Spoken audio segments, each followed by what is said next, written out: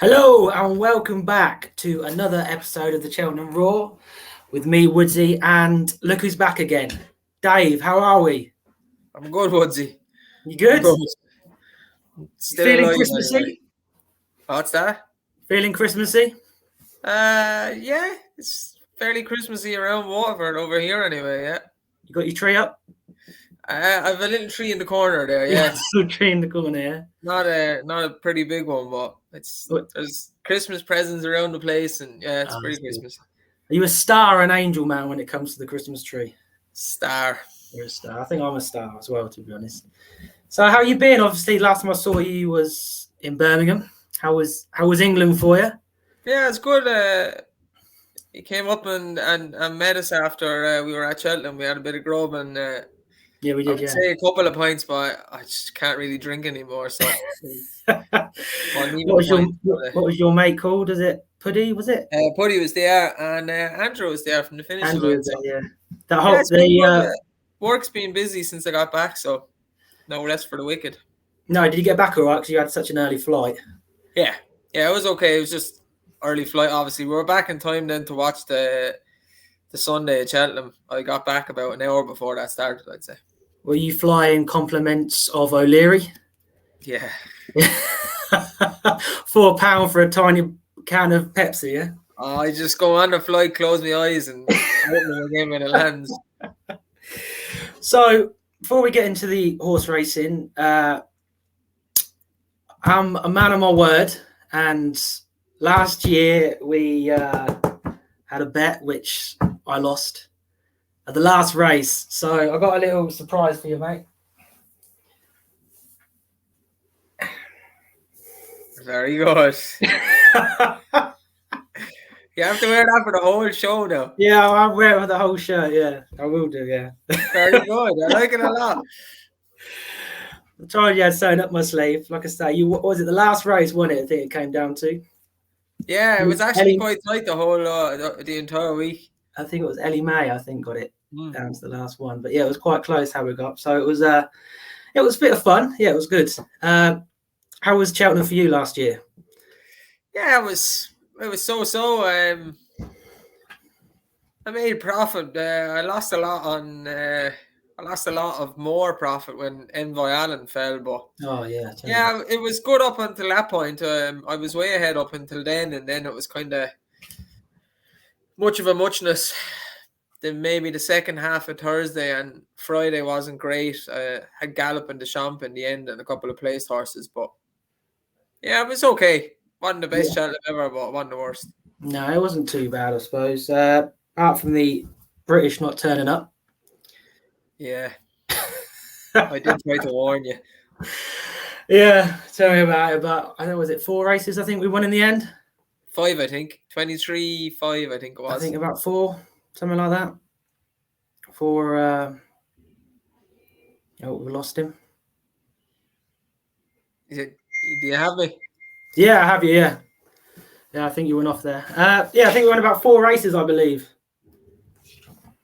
Yeah, I was saying I think it was 23-5, so of the 28 race. So I think it was either 4 or 5 anyway, but wasn't any more than that. No. Just a quick thing. Can you hear me all right? Because I haven't got my speaker in. I can.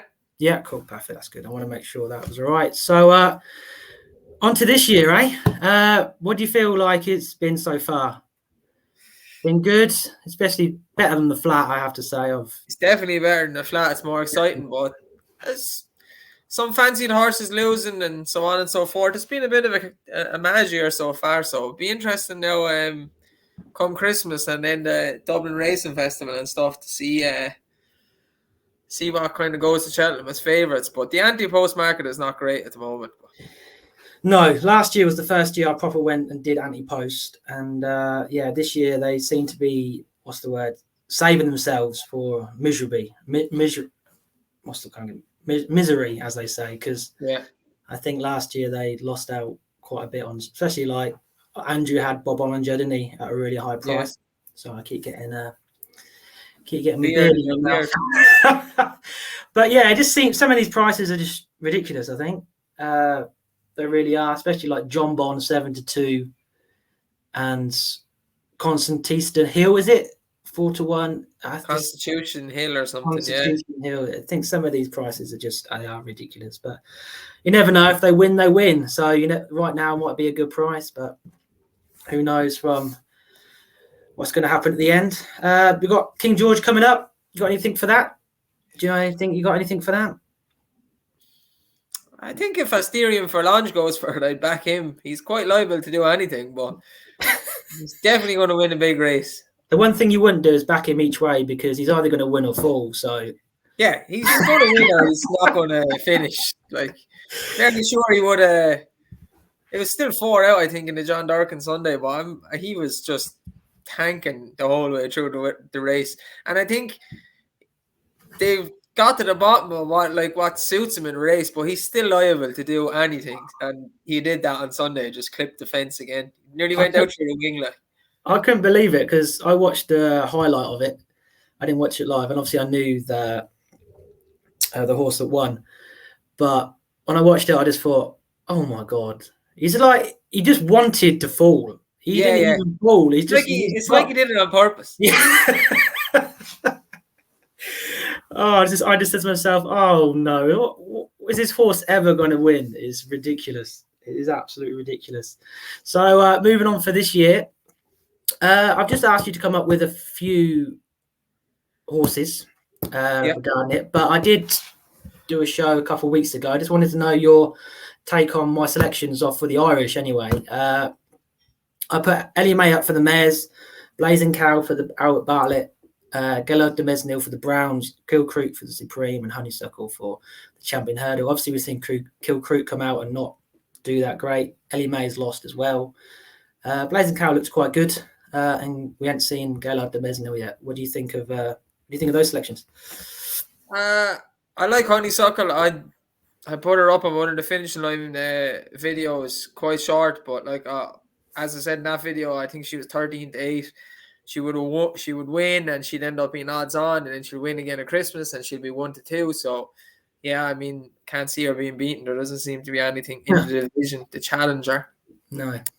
Ellie May, I didn't like her price last week, 4-1. She's like 8-1 now. I think she's about the right price now. So I wouldn't worry about her losing the other day. I wouldn't think, the ground suited her and stuff like that. Blazing Cal backed him when I was at Cheltenham. I think he's entered again for this weekend. He looks a decent horse. There was word around Ireland from Charles Burns stable that he's actually very good. So be interesting to see if he can win again this weekend. Kilcroot again, similar to Ellie May. I wouldn't be overly worried. A bad first run. If he did that a second time, then I think it could be a bad one. And Gaillard de Mesnil, I actually have him backed for the Browns at 33-1, I think. 33, yeah. But the longer it goes on without seeing him, the more I'm starting to worry. But the other side of it is he does want soft ground, so Willie's probably waiting to run him over Christmas, maybe. Is it me, or is Willie's not running that great at the moment? His strike rate is down on this time the last few years, but it's been a weird kind of winter here. It's been unseasonably dry. October was wet, but November was really dry, so I'd say a lot of them will come out in the next week or two. Yeah, I was thinking we're in the middle of a storm right now, and there's plenty of rain. Yeah, I was thinking maybe the weather's like having it being dry during winter, then it's not going to be good for the horses because they need soft ground and stuff like that. So fingers crossed. Willie will come out in the Racing Dublin Festival and probably get like all the winners like he did last time. Yeah, I have no doubt about that. But who do you think will be top trainer come Cheltenham? De Bromhead, Elliott, or Mullins? Yeah, Willie Mullins. So far, Willie Mullins. Willie Mullins, yeah. Right, so I've asked you to do some selections for me, which is very kind of you. Thank you very much. And what I'll do is I'll put them up now. 1 minute. Have I got that there? No. So here we go. This is your top three. Okay, you've gone Ferny Hollow for the Arkle, Floor and Porter for the Stayers, and then Free Strike Life for Supreme. Talk to me more. Okay, so Ferny Hollow, I was hoping he'd go for the Arkle. I've bigger prices myself, but I do think he is the best horse in the race. 4-1's probably short for people now, but yeah, I mean, if he comes out at Christmas over 2 miles and wins the race 11% over Christmas, you can't see him then going up in trip. So he would be the Willie Mullins Arkle horse, and if he wins that, which he should, the time of his race the other day on Sunday was very good. He'd probably be 6-4. So I'm quite happy with him. I'll follow him all year. Floor and Porter is the defending champion. Yeah, I wouldn't worry about his run at Punchestown last year. He had a long season and he's probably over the top at that point. He was definitely going to win. First time out this season, he tipped up. He has a bit of madness to him. He tends to probably go too hard and jump a few odd, but he battered him at Cheltenham last year, and it's not a strong race. I think he should be favourite. And then Three Stripe Life, an outsider for the Supreme. I was hoping to see him run in the Royal Bond 2 weekends ago. Yeah, he didn't. He got taken out. I think the ground was too quick. But on the bumper form, the strength of the bumper form last year, he should be a decent hurdler, and he was probably the weakest and most immature horse in the bumper. He ran around and did a load of things wrong, but he should make up into a good hurdler. So yeah, it's unfortunate he didn't run the other day. What about Appreciate It? Where does he go then? Because he's currently favourite for the Arkle. I've had conversations about this. I'd say Willie again is waiting for soft ground, but it would seem that Ferny is his Arkle horse, so I can't see them running both of them in the Arkle. I think Appreciate It's probably a favourite for the Arkle in a lot of markets, but if he goes up in trip, then he'll come out of that market and maybe go for the Marsh and go against Bob Ollinger. Or the longer it goes on, if you don't see him till January, you start wondering if he's injured, or maybe they will keep him hurdling and put him against Honeysuckle. He won the Supreme very well last year. It's a good time, a good performance. If Willie doesn't have any other champion hurdle horse that's going to come near, like he has Sharjah, he won't beat Honeysuckle. So, I mean, if Appreciate It's showing more than a Sharjah at home, could go stay hurdling. You never know. But the longer it goes on without seeing him, the less likely it is he will go chasing, I'd say, in my opinion anyway. Do you think if he stays hurdling, is going to give Willie Mullins more of a headache next year when he's got Sir Gerhard, Kilcroot, and Appreciated in novice jumps? I don't know if it's a headache. It's a good problem to have, really, isn't it? Definitely a good headache if you can get one, I suppose. Like, he has so many this year. He has Ferny Hollow, Appreciated, Gare de Neil, Gallop and Deschamps. So, and there's other ones there too, like. There's always more. There's always more. Floor and Porter, they say he's a bit quirky, and they say that apparently the crowd at Cheltenham might rev him up a bit. Do you worry about that at all? Nope. If anything, I'd say it'll make him go faster. Does he need... Who did he have on it? Johnny Burke last time, did he? Or yeah, I think he did. I think Johnny Burke and... Well, no, Jonathan... Was it Jonathan Moore? Was it Johnny Burke? One of whoever was riding it got injured. I think Jonathan Moore got injured, and then someone else was on. I think it was David Mullins or Danny Mullins was on it in the end. Was it? Well, he was on it the last anyway. Yeah. But yeah, look, it wouldn't worry me. It's going to be the same for every horse. I know he's a bit buzzy, but that's just the way he is. Like, do you think Time Hill and Floor and Porter? Do you think Floor and Porter gets the best from Time Hill? Yeah. Yeah. Time Hill's a weapon, though.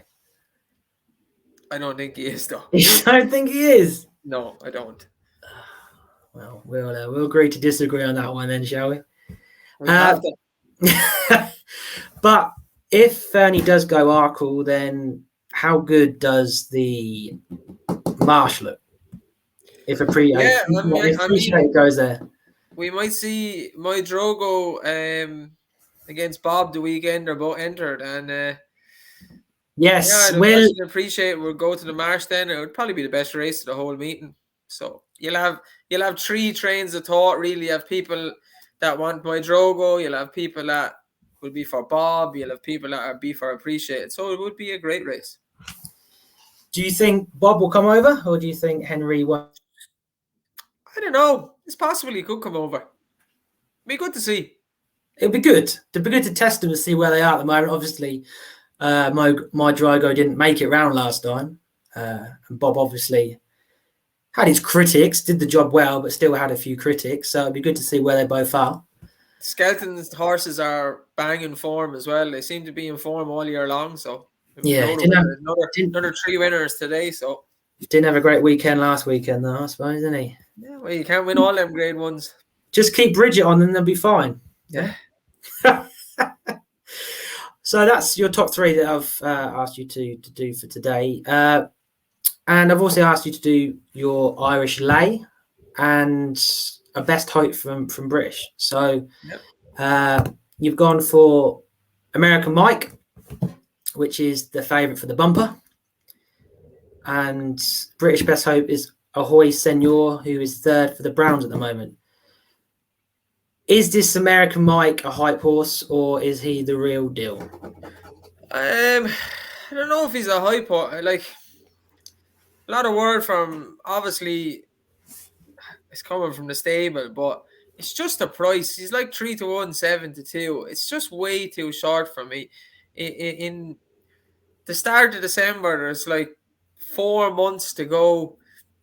It's the bumper race. Like, there's been so many winners, like big price winners. I know the 2 at the top of the market shared it last year, but it rarely goes that way. There's a high horse and you might get a 20-1 or 25-1 winner. I just think I would not be going near that price right now. He'll probably go off short. If he wins again at Christmas, maybe he'll probably go off short, but you wouldn't know what Irish horse may come out and beat him even over Christmas, and then the prices are all over the place again. British horse, Lucinda Russell's horse, for me, the performance at Newbury was the best performance of any horse this year, including the older chasers that have won grade ones. Just look, every part of a future star, the way he travelled through the race, the way he jumped. He made one mistake at the water jump, but it was like he hurdled the water jump because it's obviously a smaller fence than the rest.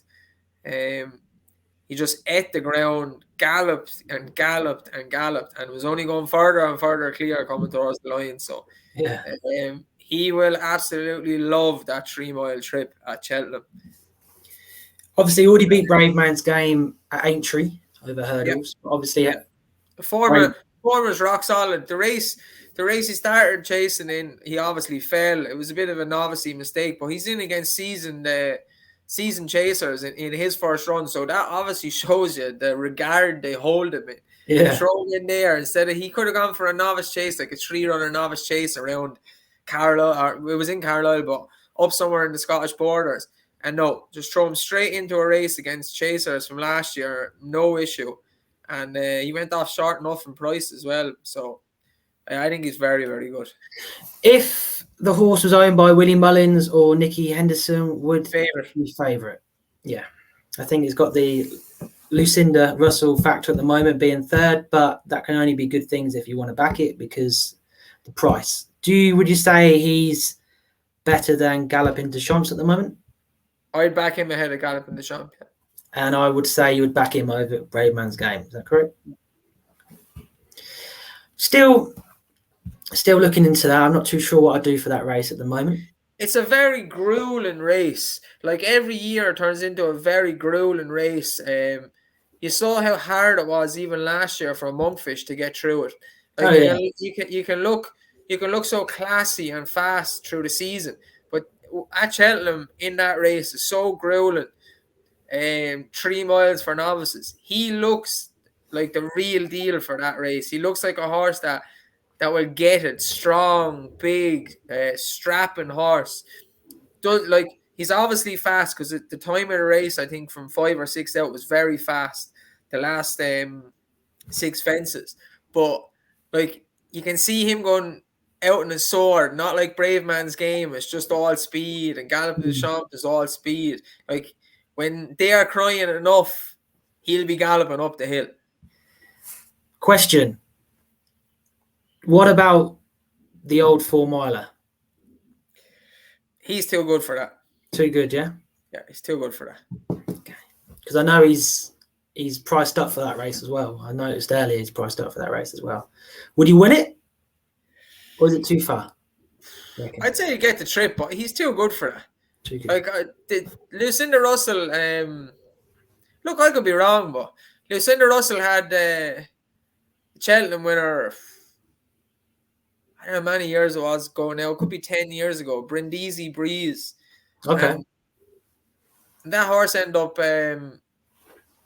jumping out of the field he was in over the summer. He won the Albert Bartlett. He bet Boston Bob, if you remember Boston Bob, the Willie Mullins horse. The black and gold.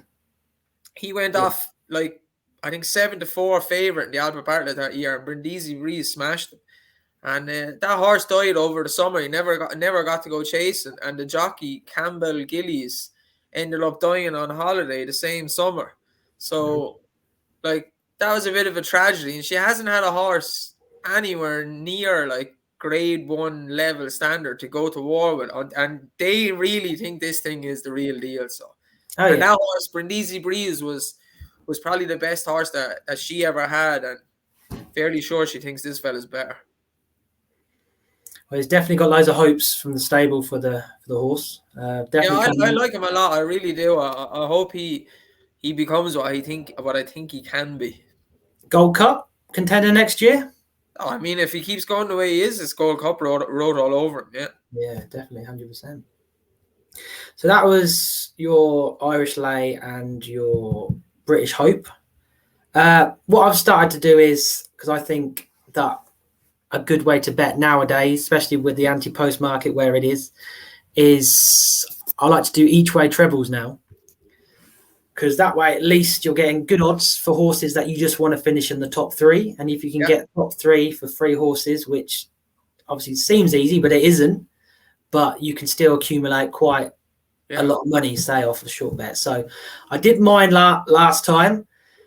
Unfortunately, one of my horses died latest exhibition, so it wasn't great, but I'd probably put another one up at some other point, but that wasn't a great start, let's just say that. But I've asked yourself to do one, so I've calculated everything here and I'm on Odds Checker. Each way festival treble was Ahoy, Senor, Flooring Porter and Riviere de Tel for the mares. On Odds Checker, best price is 169 to 1. £10 each way. If they were to all come each way, turns 171.60. What do you think about that bet? Do you think that's a good return for that bet? Do you think those horses have a great chance of coming in the top 3? Yeah, the one that maybe, like, I'm fairly sure Ahoy Senor goes for the Browns. Flo and Porter's only going to go for the Stayers Hurdle. So I think they're set in stone. Riviere de Tel is entered for the Arkle as well, but I think the Mayor's Chase would be the easier race for her. I think the Arkle, like with Ferny Hollow and maybe some of the English horses, it'd be a bit too much for her. And Gordon will possibly, I know she's a novice, but would go that way with her. She's been very impressive in her 2 chases in Ireland. She's beaten decent enough horses. Her times are good. I think she's quite young, so she'll be getting a good bit of weight as well. But she'd be the one. Maybe she goes for the Arkle if she ends up beating some of the good Irish horses, but I don't think she's that good. She's not good enough to beat Ferny Hollow or the likes. But I mean, that's a pretty good return for 3 horses placing it. They are a good bet. I watched the last show and I thought it was smart bets to be doing. I actually have done a couple of each way trebles myself. Okay. Shorter kind of priced horses that I think have a good chance of winning, but they're still each way prices, so you'll get some sort of return. So it is a good bet. The anti-post market's not great at the moment. So no, and it's a way to get a bit of value. And like I say, you don't need to worry about the horse winning. It can just come in the top 3. And regarding Riviere de Tel, the Arkle just seems to fall away every year. Do you think that she's good enough to get a second if you just think that Ferny Hollow just turns up? Possibly, because you're kind of right in what you're saying, that like there's obviously a lot of horses priced up right now, but you'll probably end up only having like 5 or 6 runners, because that's usually what happens every year. And especially if you have a novice that looks like he's a good bit ahead of the others. So like if Ferny Hollow comes out and his bumper form is so strong and appreciated, his form of Bob Ollinger is strong. If he comes out and shows that to be the real deal, he's probably going to go off odds on the day if that's the route they take. Yeah. And he probably won't have a lot of challengers. So yeah, you could easily go for the Arkle then and try get second. But Gordon probably wants to win the race with her. If she gets beaten by him and well beaten by him, and he knows there's no way of turning that form around, that's what I'm thinking. Then maybe she goes to the Mayor's Chase. Yeah, that's true. Still plenty of racing to happen. The good thing about Irish horses is they actually race against each other, which you don't really see much in Britain. We don't run trainers; they don't hide. You know what I mean? You can say a lot of things about trainers and stuff like that. Like I say, we'll see. We'll see if Henry de Bromhead brings Bob Ollinger over, because he entered. I wouldn't be surprised if he does. We'll be see. Surprised if he does. If he doesn't, then he's obviously gone running again from my Drago. So I put two horses up last time. My Drago 9-1 for the Marsh. Had to get my Drago in. As I said in the podcast, I remember us, me, you, and Andrew doing the Christmas one, and I tipped him then for the Supreme for about 33-1. I think it was his 3rd race, and I don't think you guys had really heard much about him at the time. I just caught my eye massively, and then he went on to Aintree and did good things. And I feel like I a bit of a connection with that horse. So yeah, I've gone for 8-1 for the Marsh and Time Hill 9-1 for the Stays, because it's got Time Hill written all over it as long as he gets there. I've done 2 more of myself. It's going to make you laugh, but I had to get him in because I had to get the value in, Dave. All right. Okay. Because if he wins, he's going to go evens, and that's Shishkin for the Champion Chase. Okay. 7-4 value. And yeah, to be honest, an Ergomene, as you say. Yeah, jumped well. Don't get me wrong, he jumped well. I still think it's going to be a 2-horse race this year. You have to back, say, the Harry Kane of the England squad. You can't not back him. Obviously, if he comes out and wins, he'll no doubt go for the Desert Orchid probably on the Monday, the 2nd day of Kempton. Yeah, probably go there and probably win it well. Well, we'd hope he'd win it well, because Nuba Nedwa probably won't turn up. They'll probably rest him because I'd say you won't see him till Cheltenham now.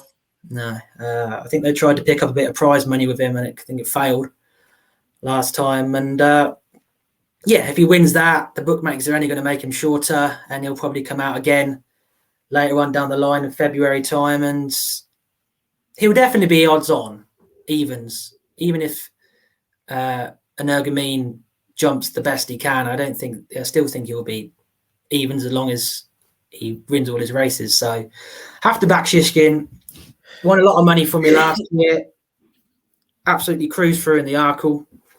So I have to get him in my team. And my final one for today, there's no betting for this race at the moment, but I have to put him in because he's a shoe-in. If he turns up, he's a shoe-in. And that's Remastered for the Ultimate. No betting at the moment whatsoever. Tom Scudamores won it the most. David Pipe's won it the most. This horse could turn up and do what?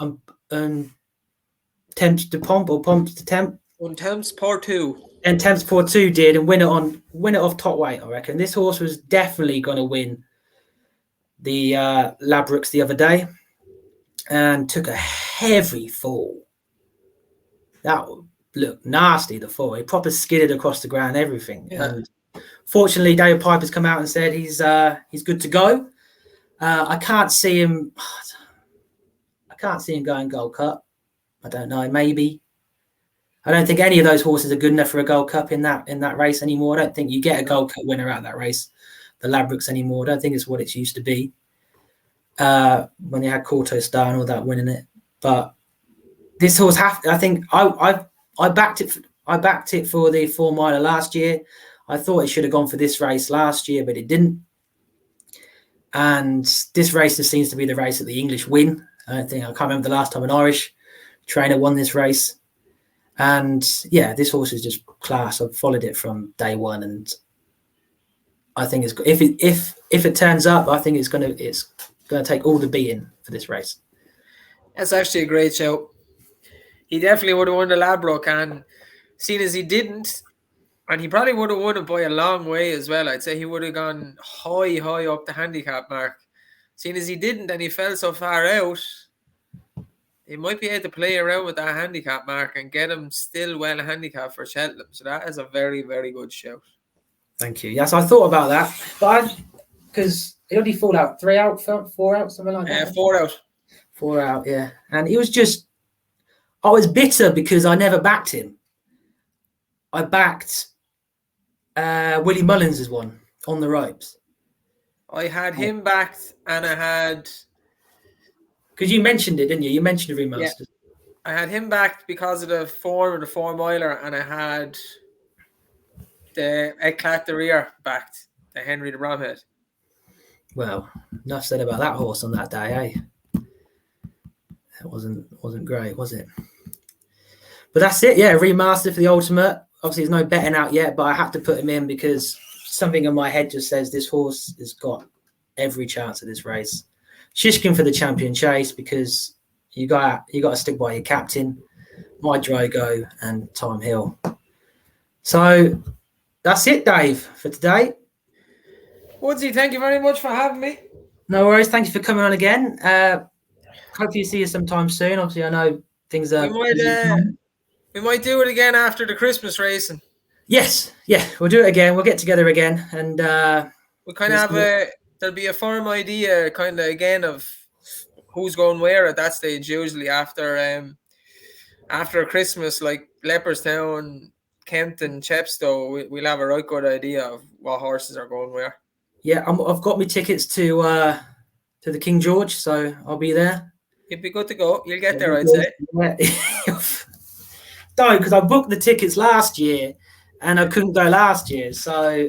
Oh, you'll be okay. You will. I reckon so. I'll have to be masked up, no doubt, but... Yeah. Fingers crossed. We're a bit more lenient over here than, say, over the shores. Yeah, it's just fucking nonsense over here now at this stage. You be careful, okay? I will, of course. Thanks for having me. No worries. Thank you again, Dave. It's always a pleasure, man. Take care.